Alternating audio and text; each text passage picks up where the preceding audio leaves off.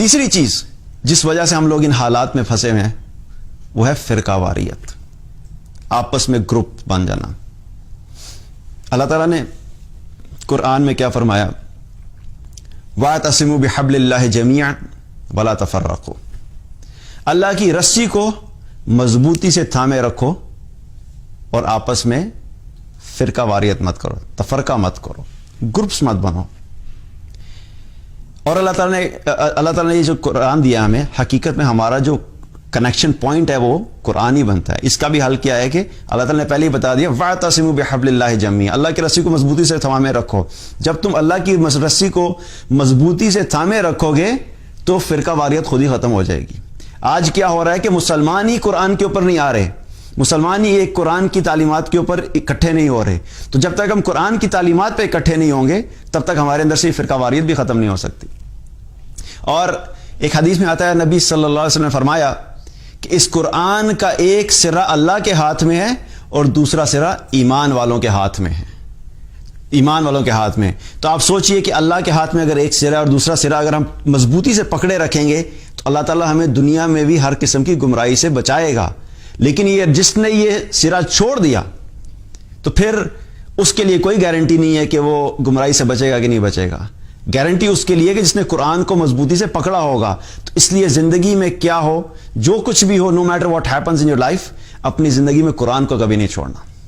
اگر قرآن سے ہم دور ہو گئے تو ہم اسی جگہ یہی حالات ہوں گے جس میں ہم اس وقت موجود ہیں۔ اور اس کا مطلب یہ نہیں ہے کہ مسلمان آپس میں کسی بات کے اوپر مختلف رائے نہیں رکھ سکتے۔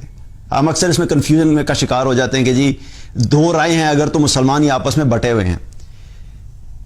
عین ممکن ہے کہ کسی ایک حکم کے اوپر ایک انسان ایک نبی صلی اللہ علیہ وسلم کے ایک طریقے کو لے رہا ہو اور دوسرے لوگ جو ہیں وہ دوسرے طریقے کو لے رہے ہوں۔ اگر دونوں چیزیں سنت سے ثابت ہیں تو اس میں کوئی حرج کی بات نہیں ہے کہ کوئی ایک طریقہ لے رہا ہے اور کوئی دوسرا طریقہ لے رہا ہے، لیکن اس کی بنیاد کے اوپر ایک دوسرے سے نفرت نہیں کرنی، ایک دوسرے کو حقیر نہیں سمجھنا، ایک دوسرے کو نیچا نہیں دکھانا، اپنے آپ کو ٹھیک سمجھ کے دوسرے کو غلط سمجھنا، یہ چیز ہم نے نہیں کرنی۔ اور اس کے بہت سی ایگزامپلز موجود ہیں صحابہ کے دور میں کہ صحابہ بھی بہت سی چیزوں میں مختلف اعمال کیا کرتے تھے۔ روزے کی ایگزامپل لے لیں، سفر کی حالت میں روزے کا کیا حکم ہے؟ قرآن میں اللہ تعالیٰ نے اس چیز کی اجازت دی کہ اگر سفر کی حالت میں ہو تو روزہ چھوڑ دو اور بعد میں تم اس کو پورا کر لو۔ تو اس سے کیا پتہ لگتا ہے کہ سفر کی حالت میں روزہ نہیں رکھنا چاہیے، بعد میں رکھ لینا چاہیے۔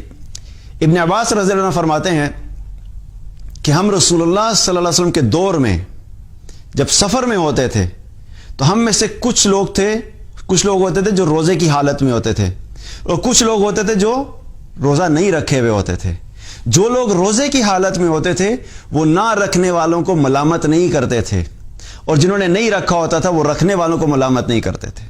سبحان اللہ، دو مختلف اعمال ایک ہی جگہ پہ چل رہے ہیں، لیکن یہ گروپ یا یہ لوگ جو اس چیز کو فالو کر رہے ہیں وہ دوسرے گروپ کو لعن طعن نہیں کر رہے، برا بھلا نہیں کہہ رہے، گمراہ نہیں کہہ رہے، ان سے نفرت نہیں کر رہے، اور اپنے گروپ میں پالیٹکس چلا کے دوسرے گروپ کے خلاف جو ہے نفرتیں نہیں پھیلا رہے۔ اور یہ گروپ بھی کیا کر رہا ہے؟ وہ عمل کر رہا ہے لیکن یہ بھی اس گروپ کے خلاف پالیٹکس نہیں کر رہا، نفرت نہیں پھیلا رہا۔ آج ہمارا مسئلہ کیا ہے کہ اگر ہم کسی بھی عمل میں فقہی طور کے اوپر مختلف رائے رکھتے ہیں تو یہ جو گروپ ہوتا ہے اپنے فالوورز کو ایسا بھڑکائے گا کہ دوسرے والے کے خلاف جب تک نفرت نہیں پیدا ہوگی تب تک اس کو سکون نہیں آئے گا۔ یا یہ دوسری طرف یہ والا گروپ اس ڈیفنس میں اتنا آگے چلا جائے گا کہ جب تک یہ اپنے لوگوں میں نفرت نہیں پھیلائے گا اس کو بھی سکون نہیں آئے گا۔ اور الٹیمیٹلی ہو کیا رہا ہے؟ ادھر بھی مسلمان ہے اور ادھر بھی مسلمان ہے، یہ اس کو نفرت سے دیکھتا ہے اور یہ مسلمان اس کو نفرت سے دیکھتا ہے، یہ اس کو گمراہ کہہ رہا ہے اور یہ والا اس کو گمراہ کہہ رہا ہے۔ ہمیں اپنے آپ کو اس چیز سے نکالنا ہوگا۔ اگر کسی کی مختلف رائے ہے تو آپ اپنی رائے اس کے سامنے رکھ دیجئے، دیٹس اٹ۔ لڑائی جھگڑا کرنا، دوسرے کے اوپر فتوی بازی کرنا اور غصہ کرنا، نفرت کرنا، اشتعال پھیرانا لوگوں کو، یہ سب چیزیں اسلام میں منع ہے، ہمیں اس چیز سے بچنا ہے۔ آج اسی وجہ سے ہم لوگ کیا ہے کہ اس فرقہ واریت کا شکار ہے کہ ہمارے اندر ایک تو علم کی کمی، دوسرا صبر کوئی نہیں، کیونکہ ہماری رائے کے خلاف جب کوئی چیز جاتی ہے تو ہمیں ویسے ہی ہضم نہیں ہوتی۔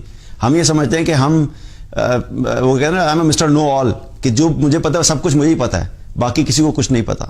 تو ہمیں اس سے نکلنے کے لیے بھی کیا ہے کہ ہمیں اس ڈسکشن میں نہیں پڑنا، نفرت نہیں پھیلانی، کبھی کسی مسلمان کو دوسرے مسلمان کے خلاف بھڑکانا نہیں ہے. ایک چیز آپ یاد رکھو, آپ کو بہت سے لوگ ملیں گے جو ظاہری طور پہ دیندار نظر آئیں گے, آپ کو لیکچر دیتے ہوئے نظر آئیں گے, حلیہ بھی دیندار ہوگا, داڑھی بھی رکھی ہوئی ہے, ٹوپی پہنی ہوئی ہے, امامہ پہنا ہوا ہے, اور سنت کی بڑے بڑے دعوے چل رہے ہیں, لیکن حقیقت میں آپ لیکچر سنیں گے تو لیکچر سننے کے بعد آپ کے اندر فیلنگ کیا ہوگی؟ آپ کو یوں لگے گا کہ بس باقی لوگ سارے کیا ہیں؟ گمراہ ہیں, لیکن ہے مسلمان لیکن گمراہ ہے. فیلنگز آپ کے اندر اگر نیگیٹو آ رہی ہیں, کوئی بھی چیز جو آپ سن رہے ہو, پڑھ رہے ہو, دیکھ رہے ہو, ڈسکس کر رہے ہو, ایک لٹمس ٹیسٹ اس کا کیا ہے کہ اگر آپ کے اندر دوسرے مسلمانوں کے لیے نفرت پیدا ہو رہی ہے, وہ پڑھنے کی وجہ سے, سننے کی وجہ سے, تو اس کو چھوڑ دو, اس کو چھوڑ دو, کیونکہ یہ رسول اللہ صلی اللہ علیہ وسلم کی تعلیمات میں سے نہیں ہے کہ دوسرے مسلمان کے خلاف نفرت پھیلائی جائے. تو جو بھی چیز آپ کے اندر نفرت پیدا کر رہی ہے اس کو چھوڑے.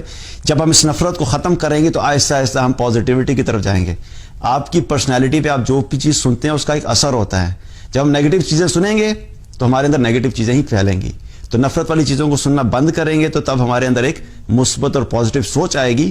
پھر اس کا افیکٹ جو ہوتا ہے پھر آپ کو معاشرے میں نظر آنا شروع ہوتا ہے. لیکن اگین یہ کیا ہوگا؟ یہ اچانک نہیں ہو جائے گا. ہمیں اپنی پرسنالٹیز کو بہتر کریں گے. اس جنریشن میں ہم کام کریں گے تو انشاءاللہ اس مائنڈ سیٹ کو ہم چینج کریں گے تو ہو سکتا ہے کہ اگلی جنریشن میں ہمیں اس کے اثرات نظر آنا شروع ہو جائیں. تو تیسری چیز کیا ہوئی کہ فرقہ واریت جس سے ہمیں بچنا ہے.